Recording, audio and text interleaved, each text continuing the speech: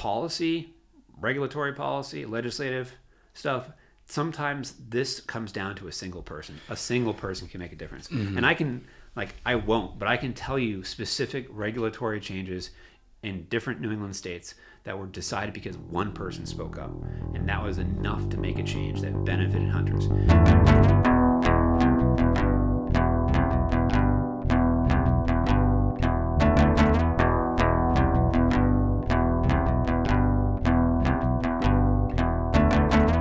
New England is home to some of the most iconic hunting, fishing, and conservation opportunities in the world. Striped bass, whitetails in the big woods and suburbs, native brook trout, Maine moose, and the list goes on. Alongside these opportunities is a world-class, local-driven outdoor industry that is honed into the unique needs of New England hunting and angling. The Hunt Fish New England podcast brings you the men, women, and lore behind this region's incredible outdoor industry. This is hunting, this is fishing, this is New England. First podcast on a dog kennel. I've done podcasts in hotel rooms, random people's houses, cars, but not on a dog crate in my own house. I'm digging it.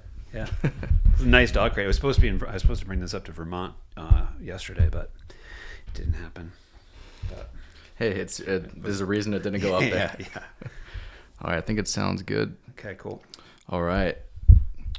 Welcome to another Hunt Fish New England podcast. Today we have Chris Borgatti from Backcountry Hunters and Anglers. You got it. Cool. It.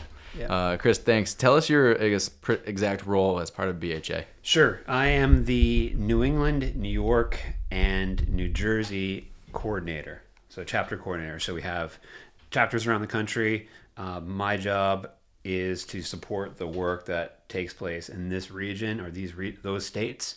And regions in New England is a regional chapter, and support the grassroots, like the volunteers, and also kind of lead our policy work and stewardship work in the region.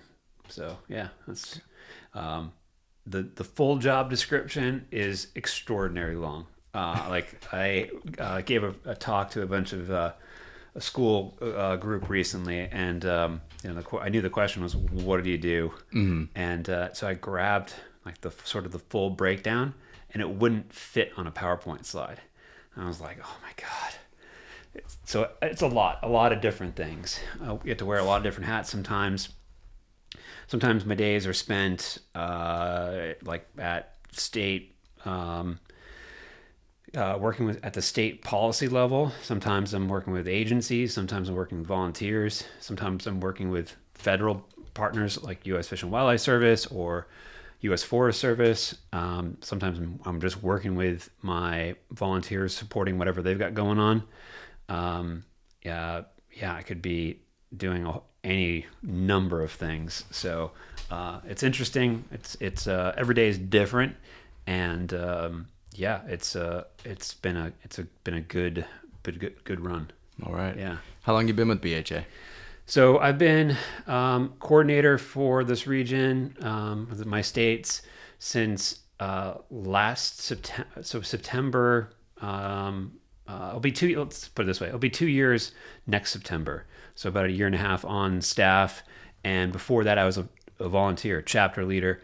I was on the state leadership team for Massachusetts and part of the New England board, and had another whole career, another whole life, and I'd been doing that for a number of years. And the opportunity, like we were going to hire to support sort of the growth, and decided to put put an application in, and I was fortunate enough to get the job, and it was one of those sort of COVID career change type of opportunities, and it was just one of those things I figured, at this point in my career, I got to jump and see what happens. So yeah. All right. Well, congratulations. Yeah, thanks. It's been really interesting. It's been a crash course. Some stuff as a chapter leader, I was pretty familiar with. I certainly have a good understanding of what it means to be a BHA member who's active and engaged. So that certainly helped out, but it's been a crash course in policy and regulations in other states that I may not have been familiar with. I had a good grasp of things in New England, but learning New York and just recently picking up New Jersey, kind of new there, and so trying to get a good lay of the land and figure out how I can best support our people and our mission. So I have a lot of questions about New Jersey and black bears, but we'll save that for another time. Yeah. I missed. We were actively involved. We were one of the few orgs actually present in those meetings, our members down there showed up in force and really. Spoke on behalf of sports people and supporting the wildlife biologists who were had been for some years saying that this is a resource that we can manage through hunting and it needs to be managed. I didn't get the chapter until after that. So, got it. But I have a check-in with them next week. They're at the chapter board, so looking to get kind of caught back up and there's so much stuff, so many different things going on. That some of the stuff touches all the states that I work in, like striped bass, for instance. So that's a big thing, New Jersey through Maine. So, kind of ties us all together. Sure. Yeah. So, a big part of what we do with Hunt Fish New England is to support small business in the hunting fishing industry. Yeah. But a lot of the opportunity that we need to use these products and services comes from a lot of the advocacy work that you guys do. For somebody who's never heard of BHA, just give us the mission vision of BHA. Yeah. So, and then after that, BHA New England specific stuff going on. Sure. Yeah. So BHA was formed around a campfire about 19 years ago. Just a group of people around a campfire who were engaged in conservation, members of different organizations, and it sort of became apparent to these individuals that there wasn't an organization that was really sort of focused on the public land, public water, sports person. There was a lot of species-specific orgs, there wasn't really any organization that was really sort of focused on that public land hunter, and most fishing takes place on public water. So, advocating for public access and opportunity and science-based wildlife management, like all these kind of principles that kind of go in hand with that for the public land sports person. And so it spread, like it really connected with people. And those people really had an idea in mind that they wanted to be kind of like Big Tent. Like they didn't want to be so focused. They didn't want to sort of follow like one sort of political mindset. They wanted to like sort of be representative of all hunters and anglers. And that spoke to a lot of people, and it still speaks to a lot of people because the organization has rapidly spread across the country. When I first got involved in New England as a member, I think there was probably like 30 members. Now we're, thousands. And that's only like 5 or 6 years ago. So it's definitely spoken to a lot of people. And what's also kind of unique is that it's a young crowd. It's a really young crowd. The average age for a BHA member is 43. And compared to other orgs, that's not a number they would even share. Right. Because it's decades older than that typically. So that, and the fact, again, being open, bigger tent, like our membership is pretty diverse. Politically, it's like a third Republican, a third Democrat, third independent. So really, really broad based and young and engaged. And that's made a big difference. So yeah, like I said, it's spread to, we've got chapters covering every state but 2. For some reason, Maryland doesn't have a chapter, but I think it's going to get absorbed very soon by our capital region chapter, and Hawaii. And we have a ton of members in Hawaii. And if I had to guess the 2, those would not be on the list. Hawaii, we kind of joke around, like who's gonna get the job to be coordinator in Hawaii. I definitely don't have a good claim to that. I have had a few Hawaiian members reach out to me just because someone else knew them. They knew that I like did some surfing and spearfishing, so it was like a connection, and they were looking to get more involved. So, but I'm thinking my West Coast counterparts are going to have a fair claim on that, and we're very close. We have some membership. A good deal of members in Canada as well, and we're very, very close. Like, I don't really want to jinx it. We're so close to getting our nonprofit status in Canada, which for so we like to say that we're like a North American conservation organization. The Canadian system's pretty similar to ours in terms of like public land and their model of wildlife conservation. So, but Canada's pretty they're kind of lukewarm about having conservation organizations that are U.S. based spreading into Canada. Like they don't want that they want to make sure there's clear division in terms of their leadership and things like that. But we're getting there. We've got the organization, like I said, has all these chapters across the country, and we have a North American board of volunteers and who kind of oversee the whole thing, along with a couple of key people from HQ. And we've got 2 North American board members that are in Canada. So it's going to be pretty cool once that status happens, because there's a lot of good stuff happening up there, and there's definitely a lot of need and support up north of the border as well. So in terms of here in New England, so New England chapter is unique relative to my other 2 chapters. It is made up of all 6 New England states, and each state has a state leadership team. So it could be like 5 to a dozen individuals, just volunteers who kind of guide and steer that group in terms of the issues that they're going to get involved with, the stewardship projects that they're going to take on, all that kind of stuff. And then 2 people from each of those states typically are part of the New England board.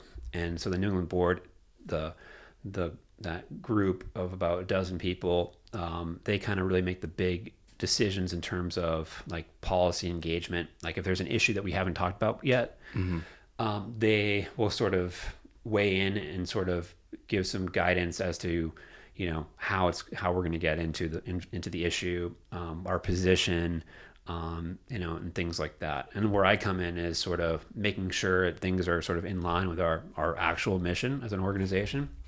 We want to be the voice for public lands, waters, and wildlife.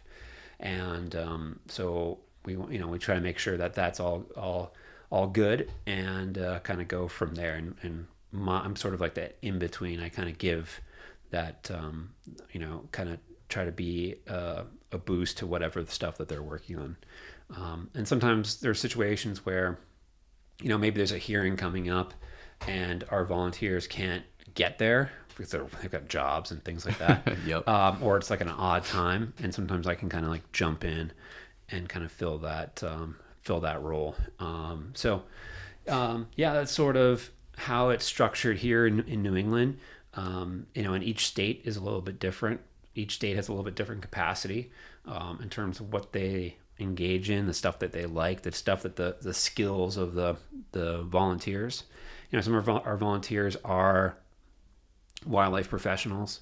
Some of them are just like normal like work jobs that are unrelated to conservation. Mm-hmm. We've got people who are environmental lawyers, or we've got people who, all sorts of, just interesting people and just different perspectives. The one thing I guess in common is just they're again, I'm biased, but just awesome people, just like really good people that are passionate about the outdoors, and passionate about fishing and hunting. So it's awesome that I get to work with these people. Like last night, I think we were talking before we went live here.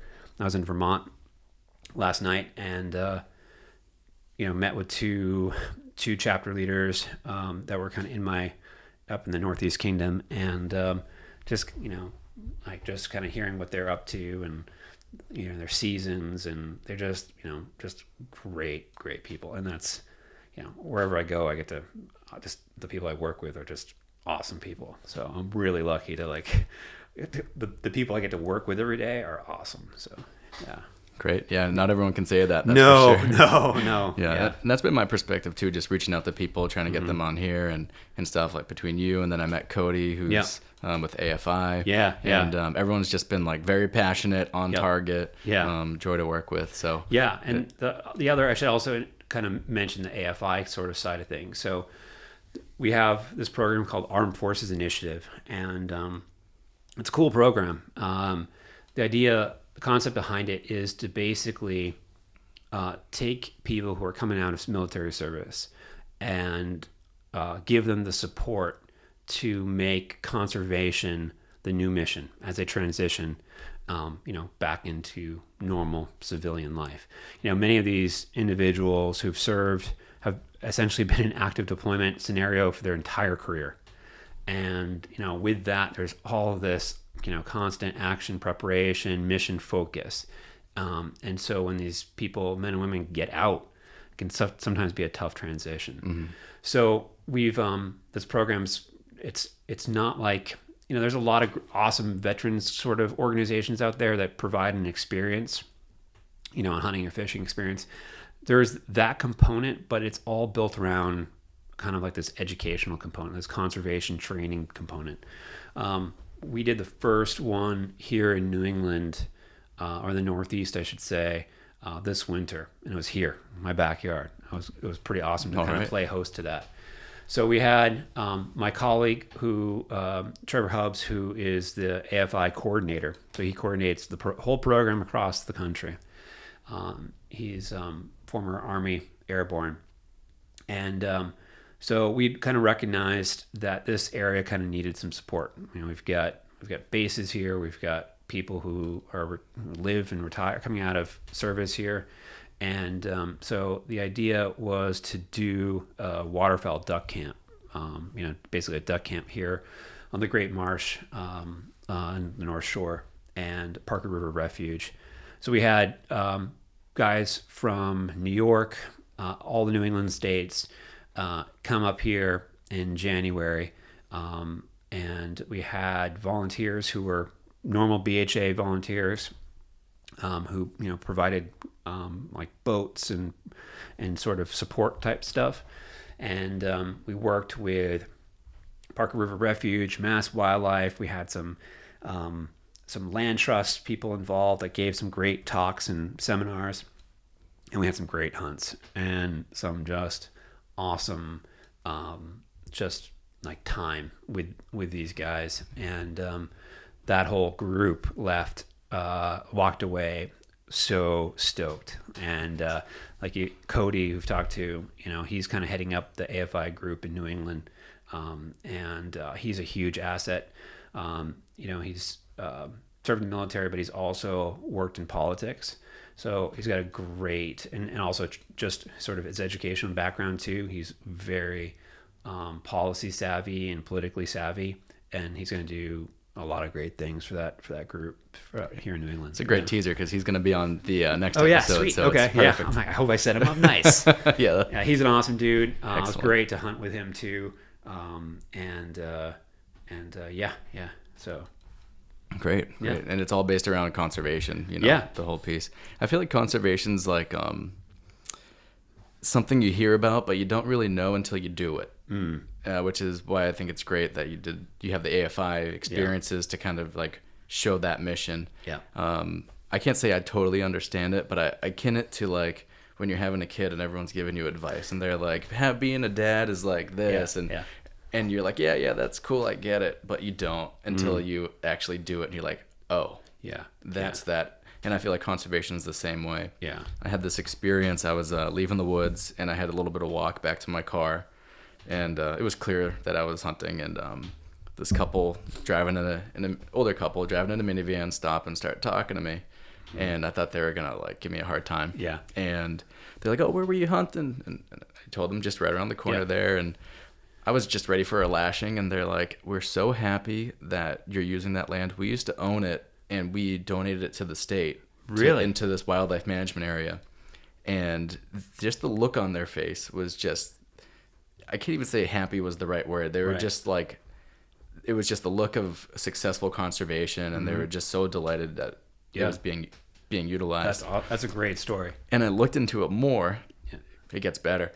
I looked into it on X, and there's 3 properties, and this one gentleman who had done that initiative first, had donated his land first, kind of stimulated people, who were his neighbors, who owned like 40 to 50 acres. So there's 3 parcels of land that kind of hit like this hub, this corner of where these 2 roads intersect, and it's just a beautiful piece of property. Yeah. And otherwise would be, I don't know, a development or something else if it wasn't for their conservation efforts.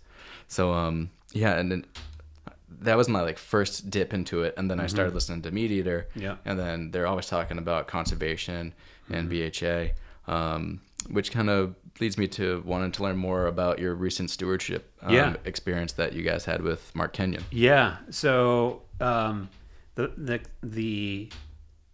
was just recent. Actually, it was again around here. And I don't normally work my backyard. It just so happened that there was just a couple of instances that kind of happened around here. But we do stewardship projects like this all the time. And sometimes these projects involve us, cleaning up trash. Sometimes they're doing some sort of other habitat improvement type of stuff. So Mark reached out and was looking to find some places to kick off this tour that he's doing. It's called Working for Wildlife Tour. And so I said, all right, I sent him like a list of things that were happening around New England. We had we're opening up some apple trees up in Vermont. We had a thing up in Maine, a cool project that was going to start in New York City and kind of work out into some wildlife management areas outside the city of New York. And then I had this thing that we were kind of calling Shells for Shells, that was coined by one of our chapter leaders, Pat Saunders.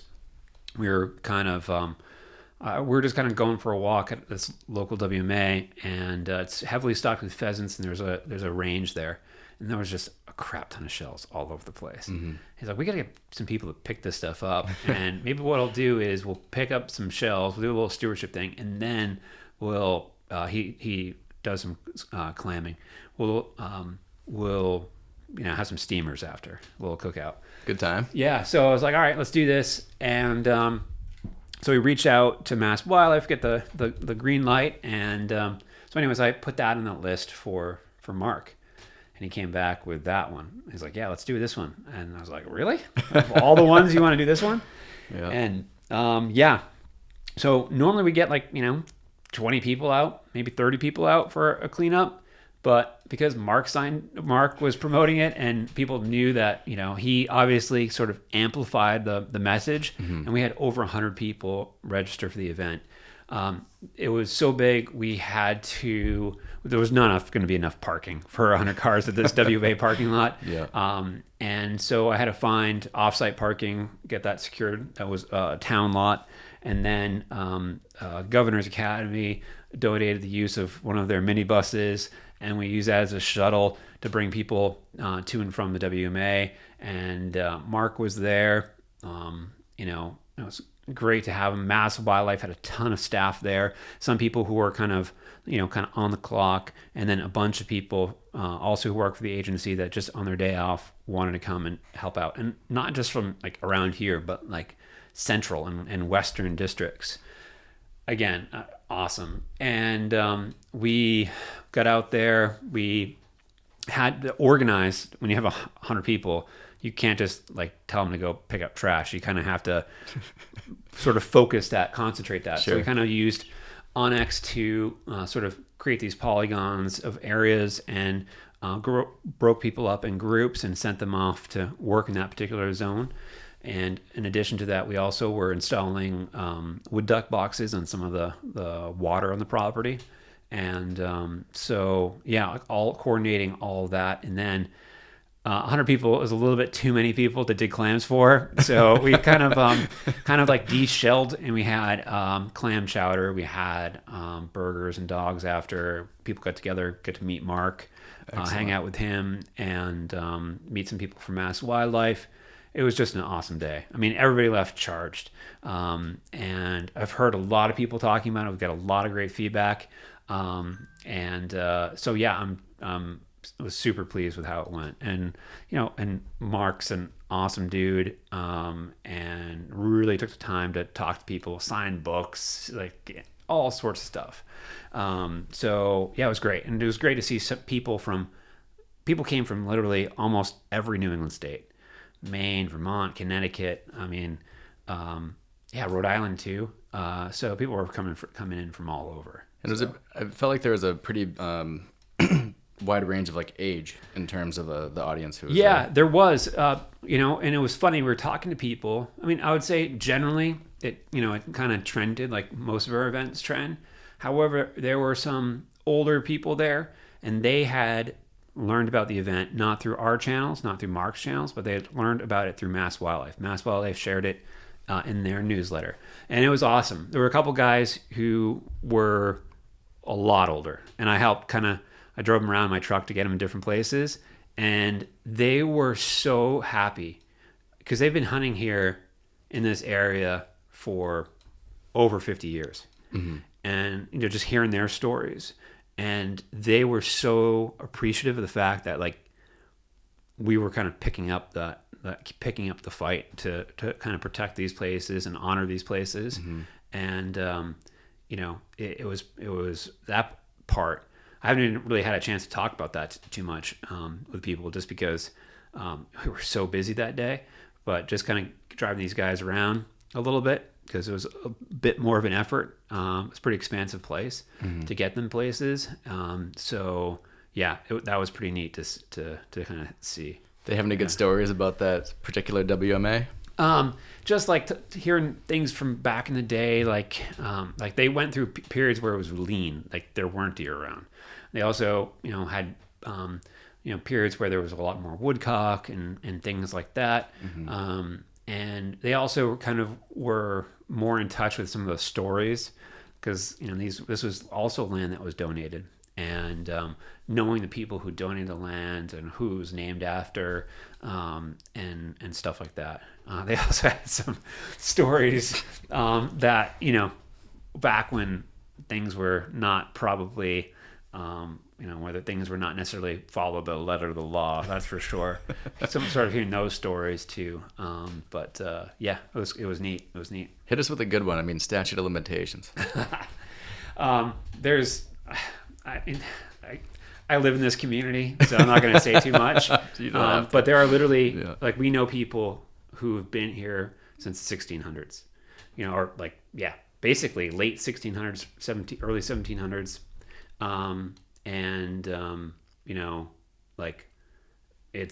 There's some families' roots here go back way far, and things have changed a lot.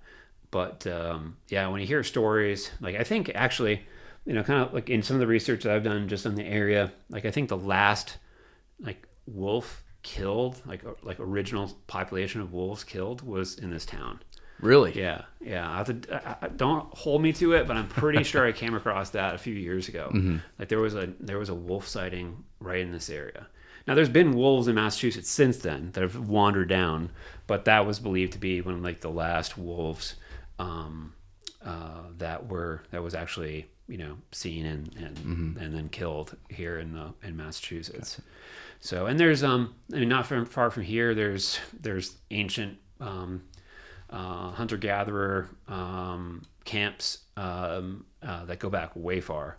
And someone was telling me, and again, I have to fact check me here, things you don't do in a podcast. I think someone was telling me that there was caribou bones found around here as well. That these people may not have killed the caribou here, but they brought the caribou parts to some of these areas, just in this which makes sense. I mean, you didn't have to go, there were woodland caribou in Maine, within the last 100 years. So, I mean, it's certainly within within the realm of possibility. Those people could have may not have been woodland caribou here, but they could have easily accessed that herd at some point. Sure.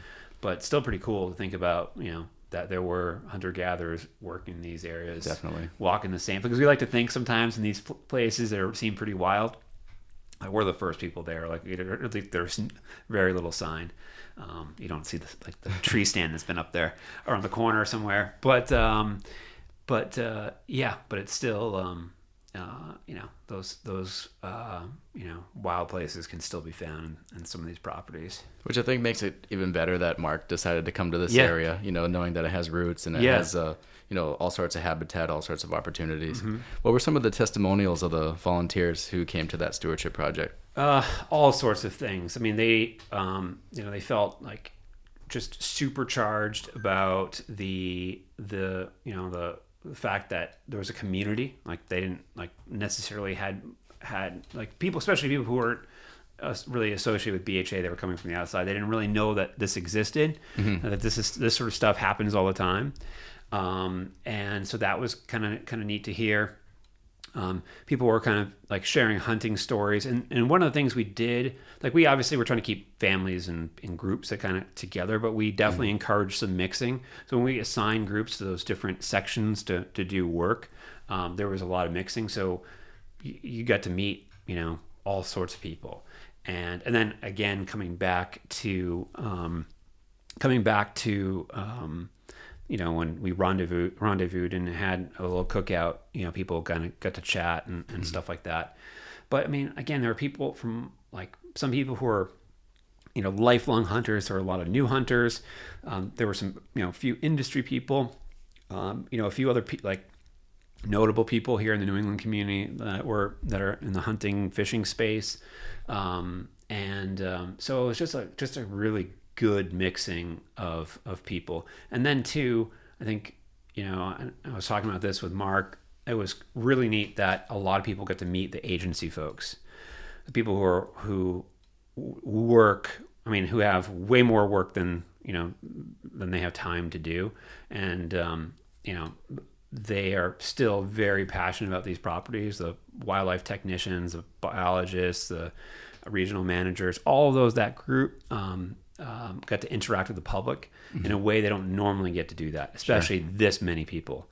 Of course, there's trade shows and events and things like that where there's some overlap, but this is, it's usually there's a table and then there's the guest, but this is, everybody's kind of doing the same thing. Yeah. And when they get to see that the people who are working on their behalf for these properties are also hunters and anglers, that goes a long way. And then the few that may not be, they're just good, dedicated, passionate, people. So I think that was another sort of big eye-opening experience for a lot of people. Great. Yeah. And you're kind of downplaying how much you guys cleaned up. I saw a tire. I saw copious bags of stuff. We filled it was a full-size flatbed, big truck. I think they said it was well over 1,000 pounds of stuff. That's phenomenal. And I can tell you the shells, there were so many shells that we picked up. There's still a lot. It would have been, you could be working for days. But just other trash. And it's not, of course, this is not, someone asked me, if you call it shells for shells, does that negatively portray hunters or shooters or whatever? And no, that's not the majority of the trash. There's mm-hmm. a lot of stuff that's not related to sports people. But because these properties are pretty heavily used by everybody from dog walkers to joggers to all sorts of stuff. Sure. So so there was some stuff that was just left there. And anytime in terms of Eastern Massachusetts, this is as rural as you can get in Eastern Massachusetts. And wherever there's rural communities, unfortunately, there are people who dump in places. Yeah, who pull into the sofa or TV or something. Yeah, that kind of stuff. So to get rid of that stuff, especially, it's always a bad look when it's right at that parking lot area. Yeah, right at the gate. Yeah, right at the gate. So we try to take advantage of the fact that we had all these people and do that. So, and I've heard, though it was a little bit, it was kind of at the last point you really want to put out wood duck boxes. we had someone over there checking the boxes just with binos, and there were wood ducks around. So it'll be. I mean, it would have been great if were taking advantage of this season. Was sort of, we were thinking more for next year, but just to kind of get them established. But yeah, it might be pretty cool if some wood ducks are taking advantage of those boxes. So yeah, I think I saw a video of those being assembled and branded. Yeah, is that right? Yeah. So who made those? Yeah, so Pat Saunders, the guy who coined the event, he and his dad put those together, and they're like super handy guys. They're also both farriers. They like shoe horses, so like they literally go around with like a furnace in the back of their trucks. But they had a standing one at their shop, and so Pat made the BHA bear paw logo, just kind of bent that, and then yeah, so I went over. I got to take part in that, which was awesome. And we got that thing going. They had assembled the boxes, and we just branded each of those boxes, and then put the toes in, individually, and it came out great. Oh, and then there was also the actual word letters BHA, and they did that one as well, and it was super cool. And it was funny because one of my colleagues, my colleague in California, the California chapter chair, he loved this idea, and so he was getting boxes made for their project, and he was describing how he's doing like a laser etching, and like how fancy. I'm like, it's just so California, but there was just something super cool, and the fact that these father and son took the time, in their barn to do this on their own. It wasn't done in some CNC machine, right? This was done by hand, which was kind of cool. So yeah, they're definitely works of art, and it was nice to kind of put the two pieces together. I'd seen them separately. Yeah, it's good to know they're used for that project. Yeah, so we've got wood duck boxes and some mallard tubes too, that have been put out. We just did a cool event in New York City at the Filson store this past week. They assembled a bunch of boxes, and it's for people in New York City to be able to get together on a weeknight and just drink some beers, and let alone at a Filson store with everything was cut already, but just assembling them, and then they're going to put them out later was pretty cool. And we've got some that were just put out or will be put out up in Vermont in a few weeks here too. So yeah, it's a fun little project. One of the things that as sports people, and talking about conservation and stuff, like we have all the gear to be able to do things and look after our public lands and waters that most people don't, like canoes, waders, muck boots, just stuff that a lot of people don't normally have. Not to mention that the ability and the experience to navigate these places. So it's the other cool aspect of having so many younger people involved is they still want to get out there and get after it. So we've done projects here in Massachusetts. We did a big project that we're expanding this year. We did it out at the National River at another WMA. Oh my goodness, I just blanked on the name. Now it's going to escape me. Out in Groton? Not in Groton, no. It's right on the National River. Something. So the Bolton one? Bolton Flats. Yeah. Thank you. Yeah. So we did this great. We had another member who was canoeing, kind of fishing the National River around Bolton Flats, and just noticed that all these oxbows or these areas where trees had fallen down had just collected a ton of debris. Mm-hmm. So much trash on that road too. Yeah, unbelievable. Yeah. So we said let's do something about it. So we had a bunch of people hike out to this area, and then others go down in canoes and kayaks, and we just hit those downfall trees and removed, another 1,000 pounds of stuff. there must be some school that's losing balls, because were a ton of soccer balls, basketballs, kickballs. We found a cooler with a cat in it. I mean, it was gross. Oh my like, gosh. Just tons of debris, plastic bottles, and like, we're hunters and anglers, and like, we're participating in the ecosystem, and that debris is going to break down, and it's going to enter the food chain. Yeah. Like it already has. And it's we were fortunate enough to get a grant from LL Bean this year, another, like, with a classic New England hunting and fishing brand.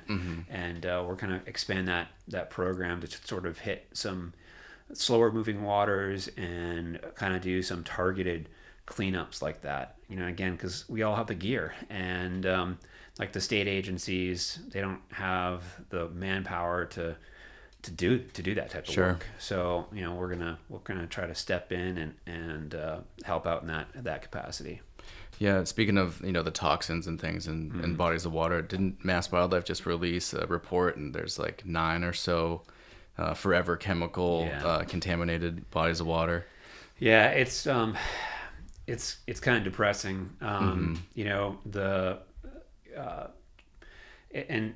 a lot of these instances are, like, it was just industry that were in these areas that might have, like, dumped stuff. But in some other cases, it's just everyday household stuff that gets washed off people's homes and out of, just from life. And it finds its way into these bodies of water and, into the food chain. So, it's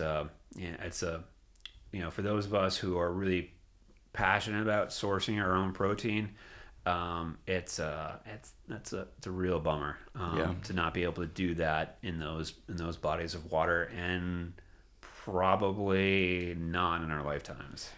I had, ironically enough, I had a rainbow and a largemouth bass. I was like, I need to get a largie through the ice. Yeah. I know that this is like the best time of year to do it. Yeah. And I had them in the freezer, and that report came out like a day later, and I had caught one in one of those bodies of water. And depressing is absolutely it. Yeah. It's very dejecting, but I think that there's hope through initiatives, through BHA and other avenues where we can maybe prevent this type of stuff in the future. Yeah. I mean, we're definitely, you'll definitely hear us kind of talking about some of these environmental issues that some of the other orgs aren't really talking about. Like, we're, here in New England and New York, we have been kind of talking about plastics in our water. So, there's no easy solution. I mean, there are solutions like via policy and things like that. And when appropriate, we will step into those fights. But in terms of, like, just being active and trying to remove some of it before it gets into the system, like, we got to do that too. Because nobody's going to. Nobody's going to do it for us. And, like, these bodies of water, like in the example I was giving, the national, like, how many people canoe past that stuff every single throughout, like, the year? I mean, these are popular bodies of water with recreational enthusiasts, like recreational paddlers and things like that.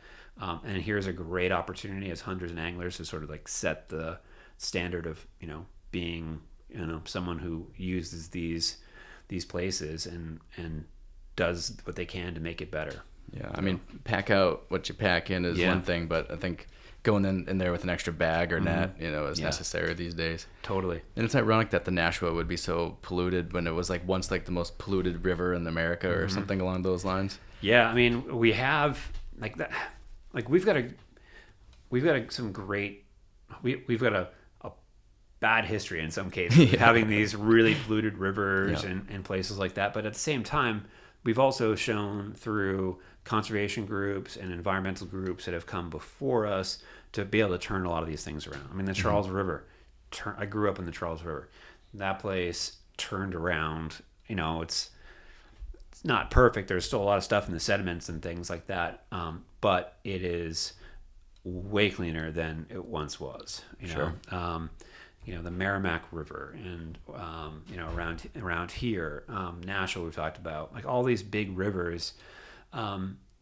there's has been some improvement, and we're still like doing what we can to improve infrastructure, like wastewater infrastructure, things like that.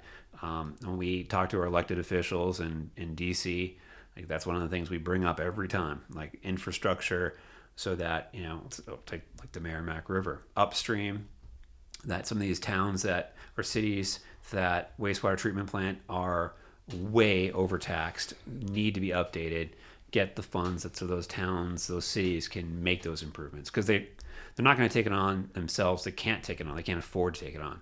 So if they can get federal funds to make those improvements, everybody downstream and everybody who goes to those rivers to recreate, to fish, will also benefit from it. So yeah, sometimes these efforts to make things better, sometimes that happens at the local level, but sometimes it happens at the federal level too. So got it. Yeah. All right, we'll have to keep an eye out for those other stewardship projects. Yeah. In terms, volunteerism and everything gets you a lot of like sweat equity into conservation, but some things do require money. Yeah. How does BHA generate income to do these type of projects and just make it happen outside of volunteerism? Yeah, it's tough. We are a young organization. As I've said before already tonight, like our membership is young. And so we like typically, like when you're like at our points in life, you're younger than me, I'm assuming, like we don't have the disposable income. We're not donating property, like that sort of stuff. Mm-hmm. That's some of the other conservation organizations who have been around longer that can sort of rely on. So we have to be a little more creative sort of with our fundraising.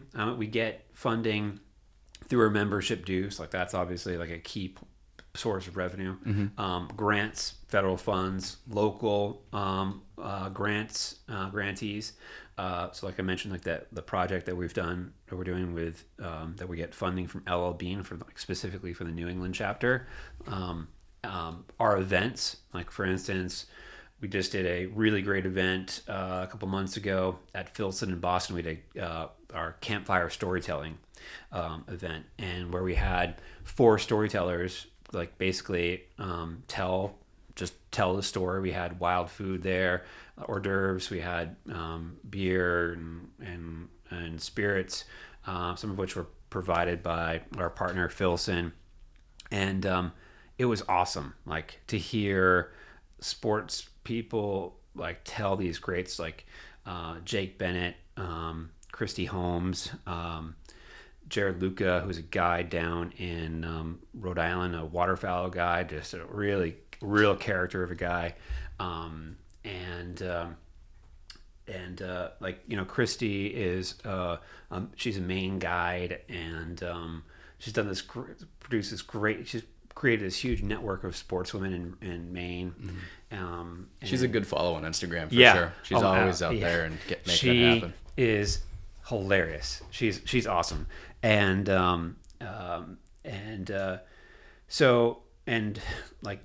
Jake Bennett is just he's just one of these passionate bow hunters here in Massachusetts. Great deer hunter, great turkey hunter, great all around. And then another Jake, who's a member from Rhode Island, armed. He's still active duty, and man, he told just one of the best stories I've ever heard. It's just awesome. So that event, we had raffles and things like that. And there was a ticket sales and things like that. We were able to make some money. Mm-hmm. And again, it's small scale. Like we only could have 40 people in the space. Was that only open to BHA members? No, open to the public. Excellent. So we have events like that where we can do some kind of fundraising. Like we've got one on, let's see, May 10th. Let me check my calendar here. May 10th, is it? This man's very organized, by the way, people. Look at that. I've got like how many states I have up there. 9 states, all these different things. And that's not even all of it. That's just a sample of stuff I'm tracking. But yeah, May 10th in Brunswick, Maine. So I'm sure you've heard of the Altmans. So John Altman, his son, who's the primary camera operator, filmmaker for Donnie Vincent, Will Altman, and they are going to premiere their moose hunting film, the most recent moose hunting film, with us, and we're doing that, like I said, in Brunswick, Maine. Mm-hmm. It's gonna be an awesome night. Like there's a happy hour before. We're gonna show the film, and then there's a Q&A with the Altmans, as well as the lead Maine moose biologist. So we get to get pumped for the Maine Moose Lottery, which I think closes on the 15th of May. Sounds about right. Yeah. So so that is an opportunity for us to, raise some money there.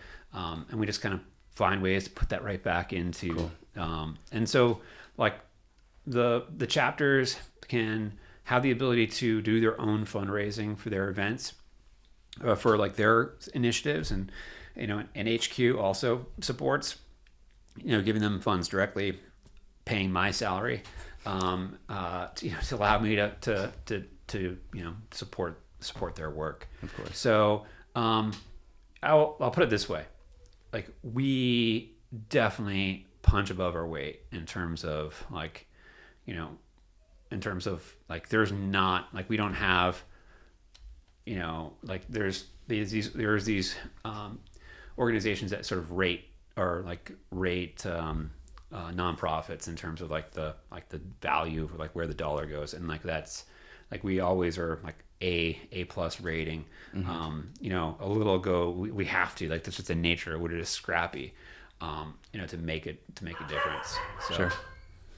Dogs barking right on cue. They've been great.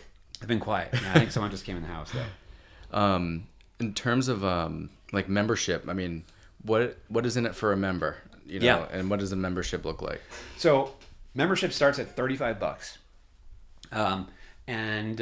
For $35, you get, you get the benefit of being a member and supporting conservation. You get a subscription to our magazine, the Backcountry Journal, which is it's a great magazine, some great writing from around the country, focusing on, the stuff that we do, sticker, all that kind of stuff.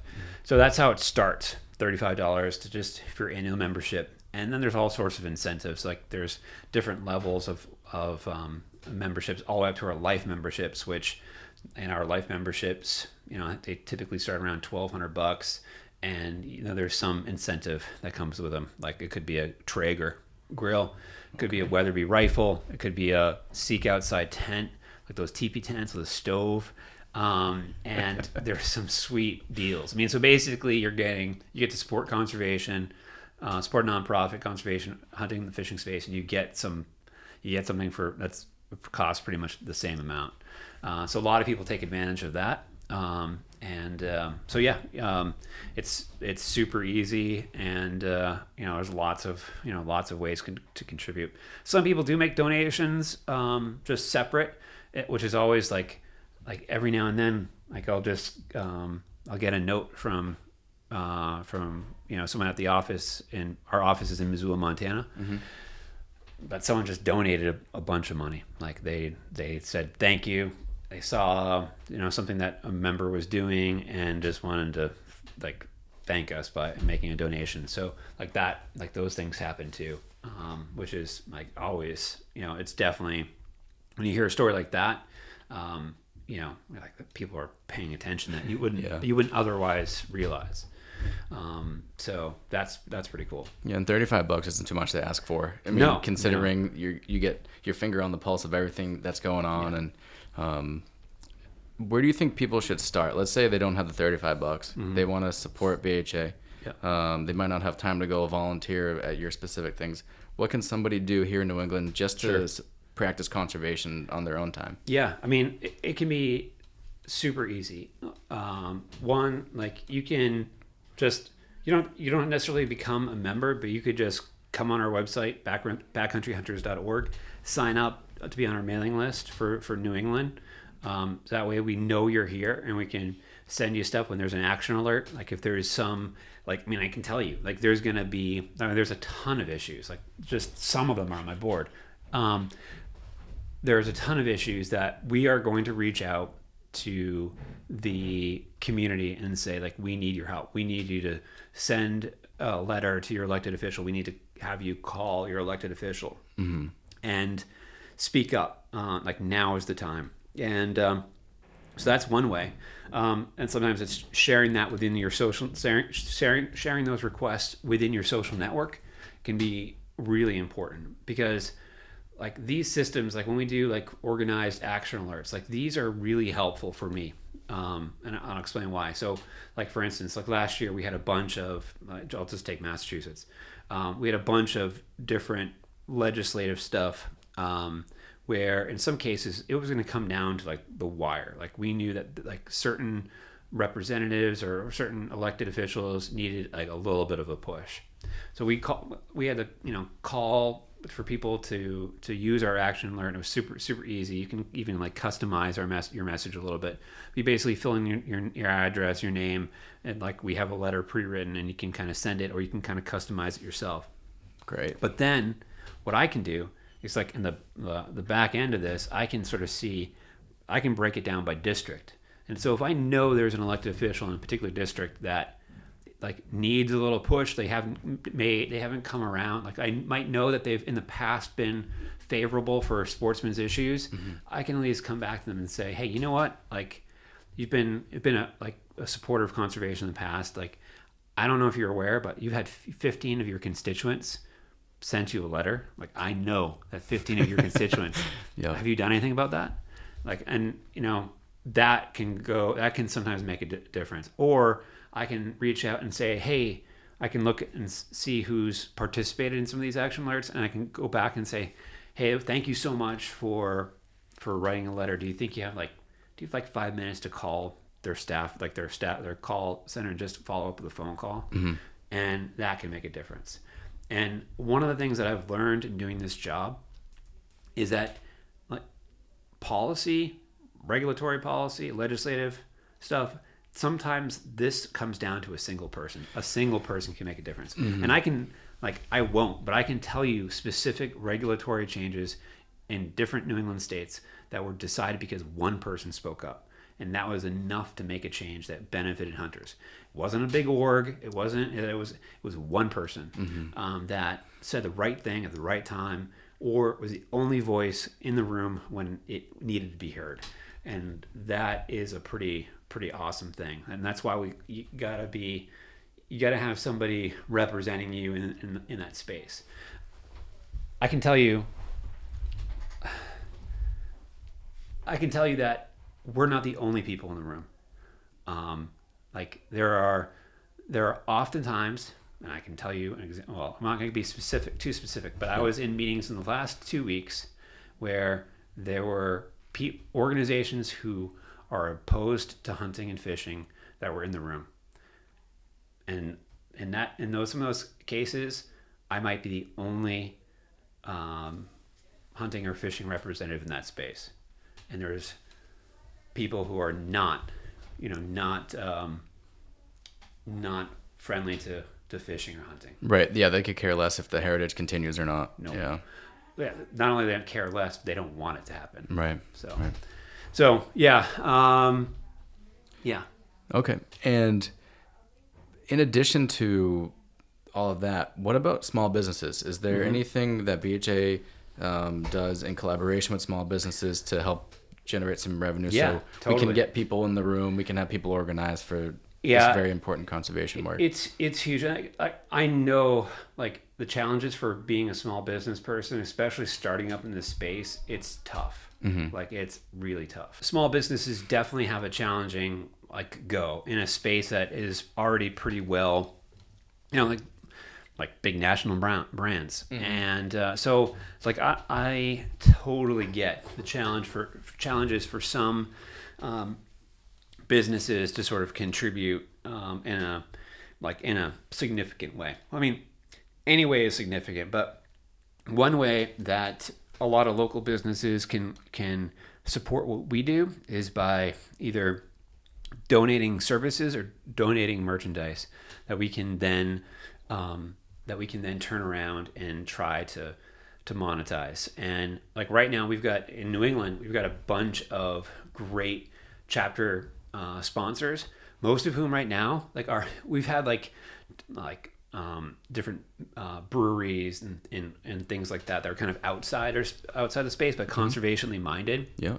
Like Urban Lodge Brewing in Connecticut, like a great partner. They're doing an event right now where if you are in Connecticut, you can go out, pick trash. I think it's like through the 17th to the 23rd of April. And if you tag New England BHA and you tag Urban Lodge on Instagram or in your socials, you can come in this weekend, the 22nd, 23rd, I think it is, and they'll give you a free beer. Oh, that's great. And the beer that they'll give you is this beer that the profits of which are donated to conservation groups like BHA. So like that's one way, like just exposure, sharing our message, amplifying our voice when there's a call to action, that kind of stuff. So someone like Urban Lodge does that really well. And their community isn't just hunters and anglers, obviously. So it's really cool when it's sort of like a company that is sort of like on that edge can share that with others. So that's cool. But people within the space, like right now we have in New England a bunch of guides who are have donated trips basically for auction or for raffles, that kind of stuff. And that has been awesome. We've been able to raise a lot of money for that. And not only that, like people who support that fundraising, like the people who win in particular, get to go on this awesome trip, like with a top-notch guide, whether it be, we've got a bunch of saltwater guides going after, stripers and, tuna and things like that. And then some freshwater guides, like bucktail guide service up in Maine, like fishing classic Maine waters. And a great partner who donates a trip, and we're able to convert that.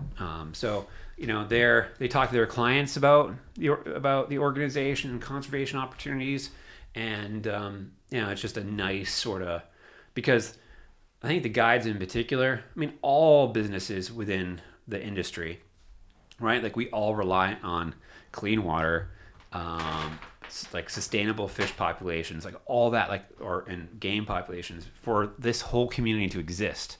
Like if these outdoor brands want to have, to be successful, like the resource needs to be there. Sure. So that is like a thing that I think some people have that in the forefront of their mind. Other people, they haven't made that connection yet. But yeah, we're willing to work, with them at, whatever way we can. And so typically, outdoor brands that sponsor things at the chapter level are pretty much anything from like $500 to about $5,000. And then after that, they go up to, they can be a national or North American partner. And those North American partners, it comes with different opportunities for them. It's that's sort of how the structure for sponsorships. And like, again, we're in a situation, and we tell this to all of our corporate partners, like we're not like, there's no exclusive partnerships. Like we all benefit from like this, from the work that we do and from the work that the conservation or from the different brands.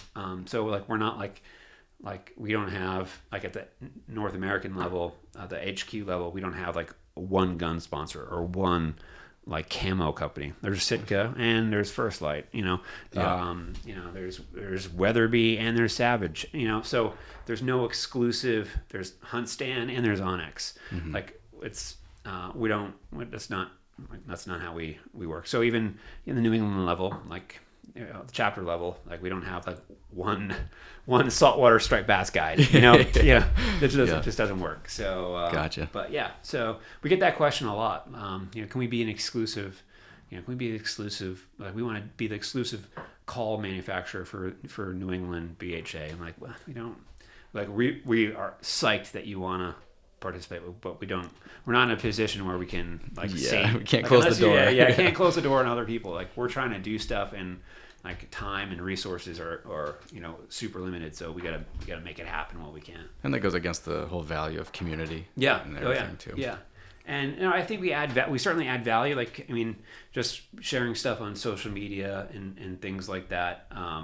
The brands certainly get value out of that. Like when we, like our campfire stories, event, like that was just a great opportunity to really highlight our partnership locally with Filson and some of the other brands that that were supporting the night. I think it works quite well, and we've definitely been trying to step up a little bit the ways in which we thank people. We've got this great chapter sponsor who's a up and coming media, like film photography guy. His name is Jamin Davis. Mountain Bird Media is his company, and he shot the video. You may have seen it from the stewardship event with Mark Kenyon. Mm-hmm. He shot the photos and stuff that haven't yet been released, but are going to be killer from the AFI camp, the duck camp. Nice. We've got some photos out, but we don't have the video out yet. But it's going to be good. So having someone like that who can come out to our, he's like extraordinarily generous with his time, and he come out, follow us on a stewardship project, or come to another event down the road, like the AFI camp. Mm-hmm. Like that was a tough gig for him to be. Duck hunting, you start really early.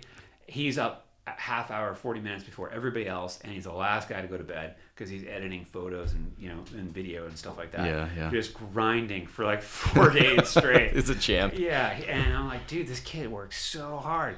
But that is huge because it allows us to tell the story. Mm-hmm. Allows us to tell the story of the experience. Allows us to tell the story of conservation. It gets more people jazzed about it. It makes people want to get involved.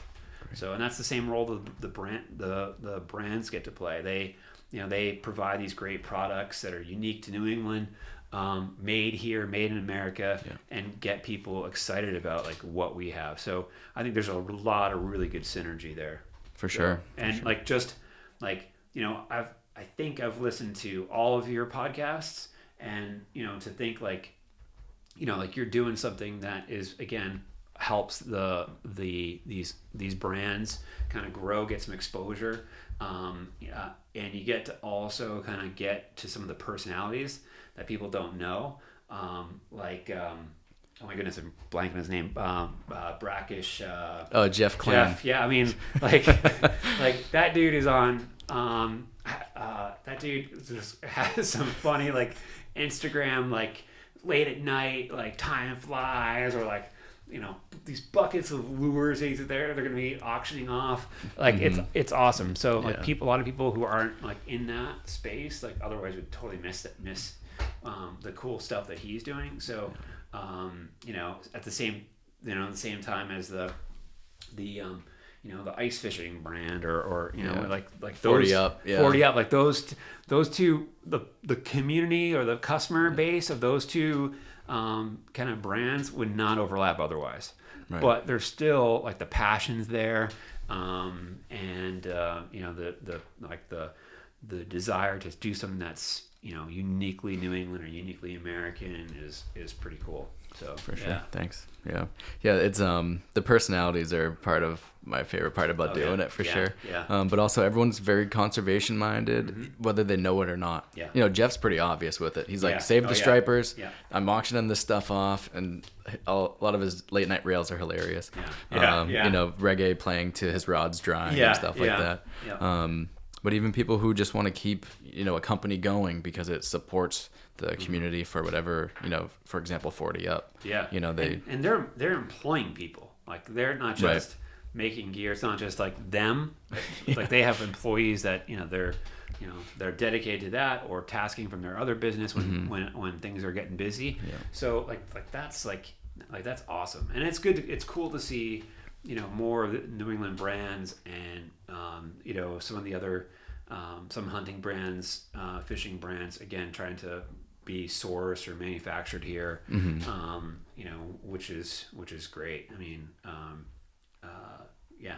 So I would just love to see everybody get involved with BHA too, because we're all in each other's, like, we're all neighbors essentially. Oh, yeah. You know, it's just so wild how people don't even know what BHA is, but the reason they're able to do what they're doing sometimes is because of, I don't know, policy change or a cleanup.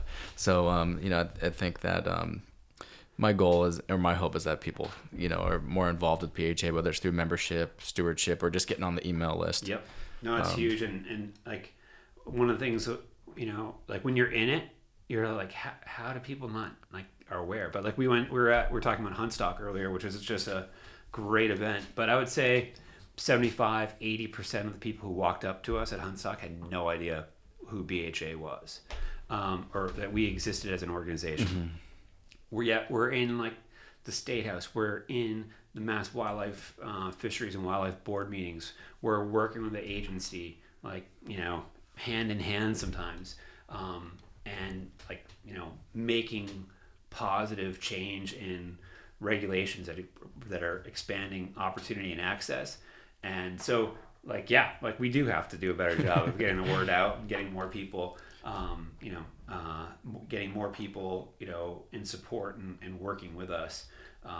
And, like I always say, like I want it to be BHA, because of, like, what we do. And, like, I can, like, I have a great window into the organization. But, like, there are other great orgs out there that are operating here in the state and New England. So I always tell people, just, like, whatever. Like, if you would need to be one of the, like, species orgs, focused orgs, great, do it. Or fisheries org, great, do it. Like, whatever, but just get involved. And the other thing that in this day and age that a lot of people feel like they can't participate in a group because they don't agree. Like, somehow there's, like, this belief that you have to be in, like, lockstep with everything. Mm-hmm. But, like, I always tell people all the time, like, I don't, like, the people I love in my life, like, I don't agree with them. Right. Like, I don't agree with them. Yeah. But I'm gonna back them up. Like, and you also don't have to be a member of, like, I've got a couple different conservation magazines in here because I'm a member of those organizations. Just get involved, support them, support us. It does make a difference. For sure. So, yeah, I'm on Team BHA for this one. I appreciate it. I mean, you guys. I feel like you guys do the big lift. For all encompassing. For hunting and fishing. Yeah, and I was going back to, like, what I said, like, what I get to do. Like, I've been working on striped bass, like the amendment to the fisheries management plan, for the last couple years.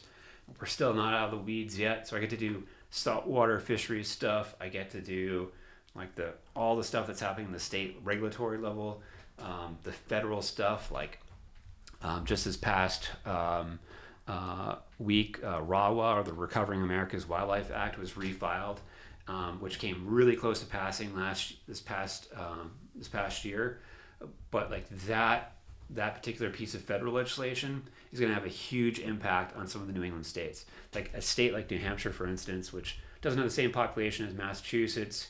Like, the Fish and Game Agency is a bit smaller than, say, like, Vermont or Maine or Massachusetts. Mm-hmm. So while every state will benefit from RAWA, that, like, this act which will basically give federal funds that will support the states, basically their wildlife management plans, for both, in some cases, some game species, but also non-game species.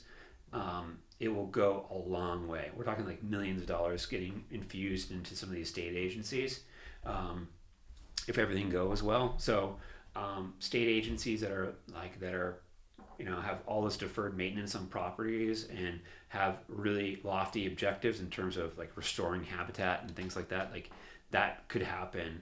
They can hire more people, get better equipment, engage, contractors, which is, getting, spreading the money around and getting more people jobs in the region for conservation, like, all of that. Mm-hmm. So, like, those types of things, I get to, I engage with our elected officials. So, it's just, and then, work with my volunteers. It's a pretty, pretty awesome gig.